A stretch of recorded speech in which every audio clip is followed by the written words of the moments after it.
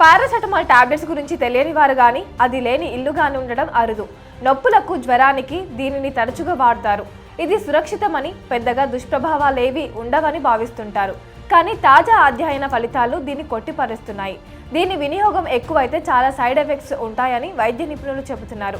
ముఖ్యంగా 65 ఏళ్లు పైబడ్డ వారు మరింత జాగ్రత్తలు తీసుకోవాలి. ఈ వయస్సులో కీళ్ల నొప్పులు సర్వసాధారణం. ఈ నొప్పుల నుంచి ఉపశమనం కలిగించేందుకు చాలా మంది రెగ్యులర్గా పారాసెటమాల్ వాడుతుంటారు. అది ఏమాత్రం మంచిది కాదని డాక్టర్లు హెచ్చరిస్తున్నారు.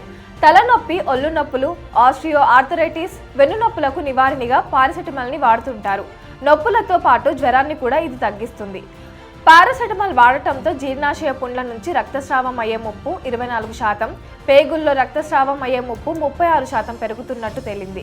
అలాగే కిడ్నీ జబ్బు 19%, గుండె వైఫల్యం 9%, అధిక రక్తపోటు 7% వచ్చే అవకాశం ఎక్కువగా ఉన్నట్టు బయటపడింది.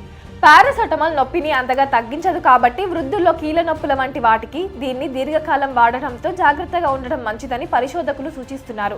లివర్ సమస్యలు, అలర్జీలకు గురైన వారు, కిడ్నీ, ఇతర దీర్ఘకాలిక సమస్యలకు వైద్యుడిని సంప్రదించాలి. మందులను వయస్సు, బరువు, లింగాన్ని బట్టి డాక్టర్లు ప్రిస్క్రైబ్ చేస్తుంటారు. ఇది సిరప్, ఇంజెక్షన్లు, టాబ్లెట్ల రూపంలో ఉంటుంది.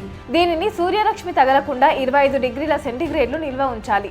లిక్విడ్స్ అయితే రూమ్ టెంపరేచర్లో ఉంచవచ్చు. పారాసెటమాల్ టాబ్లెట్లు 250 mg నుంచి 1000 mg వరకు లభ్యమవుతుంది.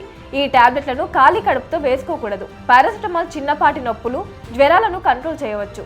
పారాసెటమాల్ ఇంట్రావీనస్ కూడా అందుబాటులో ఉంది. అయితే పారాసెటమాల్ వాడటం తీవ్రమైన దుష్ప్రభావాలు చూపదు.